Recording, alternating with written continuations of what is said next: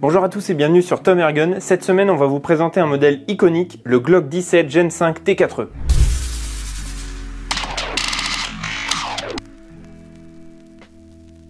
Alors on ne va pas refaire l'histoire de ce Glock, mais c'est vraiment un modèle qu'on retrouve partout, c'est le b.a.-ba de l'arme de tir sportif. Ici décliné par Umarex, sous licence officielle dans une version T4E, donc Training for Engagement, donc qui va vous permettre à la fois de faire du plinking, de l'entraînement et à la marge de la défense du domicile. Donc on retrouve vraiment un modèle extrêmement bien réalisé, full métal avec évidemment le corps en polymère ici et la culasse métal. Alors la culasse est blowback mais elle ne se retire pas. On vous déconseille de le faire parce que potentiellement vous pourriez abîmer le ressort de culasse et de toute façon il n'y a pas spécialement à le démonter puisque c'est une arme à CO2 qui fonctionne avec des petites sparklettes de 12 grammes, donc ce n'est pas une arme à blanc ou une arme réelle bien sûr, donc il n'y a pas spécialement d'entretien particulier à avoir avec ce modèle là. Il développe une puissance d'environ 5 joules, donc libre à la vente aux personnes majeures sur simple présentation d'une pièce d'identité. Au niveau du calibre, on est sur un calibre .43, donc qui tire des petites billes. Alors aujourd'hui on va tester avec des PLB qui sont des billes de plinking, mais vous avez des billes classiques d'entraînement caoutchouc, vous avez des billes cœur acier et aussi des billes poivre qui peuvent, dans le cadre de la défense, être utiles. Donc comme je vous le disais, on a une culasse blowback en fait qui va venir ici. On a un petit arrêtoir de culasse qui permet de la bloquer. Ça a aussi du coup un effet au niveau du tir puisque la culasse va revenir en arrière et repartir en avant comme le vrai Glock. On retrouve une hausse et un guidon classique qui sont contrastés. Donc en fait vous avez une petite marge blanche ici qui va vous permettre du coup d'avoir une acquisition de cible beaucoup plus rapide. On retrouve comme sur le modèle original la double queue de détente, donc qui va vous permettre en fait d'avoir une sûreté. Si vous appuyez sur la queue de détente juste sur le côté, ça ne va pas fonctionner, il faut appuyer sur les deux en même temps pour venir percuter. En dessous, on va retrouver le petit rail Picatinny ici qui vous permet de venir fixer un laser, une lampe ou un accessoire qui fait les deux. Donc pour une prise de visée encore plus rapide ou éventuellement pour évoluer dans des milieux sombres, ça peut être aussi très utile. La crosse, la poignée de crosse est extrêmement facile à prendre en main. C'est vraiment hyper intuitif avec les petits picots antidérapants. Donc même avec des gants ou des mains mouillées, on a une très bonne préhension de l'arme. Au niveau du chargeur, c'est un chargeur 8 coups, donc CO2, qui va vous permettre du coup de facilement agrémenter les billes par le dessus ici. Et vous avez un petit guide ressort qui se situe ici, que vous venez tirer et bloquer en bas et remonter avec les billes dedans. Je voulais vous présenter aussi un autre chargeur qui existe pour ce modèle-là. C'est le chargeur dit d'urgence. Donc en fait, c'est exactement le même chargeur, à la seule différence que ici vous avez un quick piercing. Donc en fait, comme sur tous les modèles HDR, HDP, HDX, etc. Où en fait vous venez mettre la sparklette ici à l'arrière, vous fermez et vous pouvez utiliser en dernier recours le mode urgence. Donc vous tapez ici sur le petit bouton de percussion, ça va percuter la sparklette et là vous serez en position de tir. L'arme d'origine est livrée donc dans cette très belle mallette Umarex à glissière, donc comme ça vous pouvez le fermer. Vous avez même des attaches cadenas ici, on va dire, voilà. Ensuite, donc dedans, c'est une mousse alvéolée en fait qui va permettre le maintien de l'arme dans une position où elle ne pourra pas bouger lors du transport. Ce qu'on va retrouver aussi, c'est un câble de nettoyage ici pour pouvoir vous permettre éventuellement, si vous utilisez ce Glock en mode paintball, ce qui est possible de faire, pour pouvoir nettoyer les potentielles billes de peinture qui auraient éclaté à la bouche du canon. Ce que je vous propose maintenant, c'est d'aller essayer ce Glock à deux distances. Donc on va tester à peu près à 7 mètres et 14 mètres, donc comme ça on va doubler. Et vous allez voir qu'au niveau précision, c'est vraiment assez redoutable. C'est parti. On va alimenter le chargeur, donc ça rien de plus simple. En fait, vous venez tirer le petit ressort ici jusqu'en bas. Il y a un petit système qui permet de bloquer.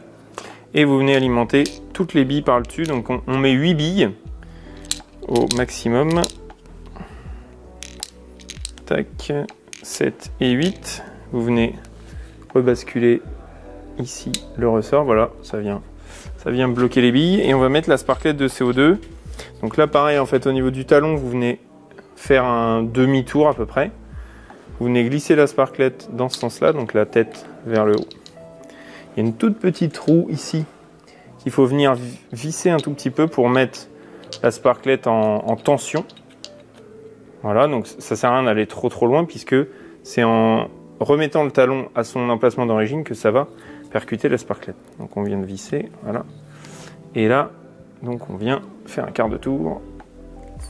Et voilà, donc là on a bien entendu le petit pchit de la sparklette qui a percuté, je sais pas si on l'entendra au micro. Mais là on va mettre du coup le chargeur dans le Glock et c'est parti pour le premier essai. Donc là on a une cible à 7 mètres et on va voir le groupement, je rappelle que c'est des billes PLB Plinking. C'est parti, alors le ressort de chargeur est extrêmement dur, signe vraiment de qualité et c'est très agréable à utiliser. On engage la première et c'est parti.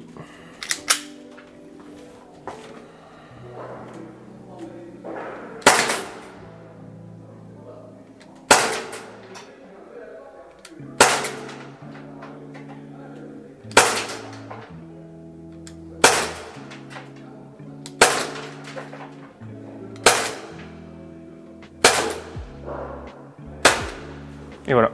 Donc là, la culasse vient se bloquer, signe qu'il n'y a plus de billes dans le chargeur. On va aller voir la cible. Donc notre cible ici, avec le groupement des 8 billes, c'est franchement assez surprenant. Là, on a vraiment un groupement de quelques centimètres seulement. On a même des impacts qu'on retapait dans les premiers impacts. Donc vraiment avec ces billes plinking là qui permettent du coup une bonne pénétration dans tout ce qui est cible. Bon, après on peut tirer des canettes, des cartons, des gongs, etc. On va essayer un tout petit peu plus loin, voir si ça s'éparpille. On va changer de cible. C'est parti, donc on a placé la cible au double de la distance, donc 14 mètres. On va voir ce que ça donne au niveau groupement. C'est parti.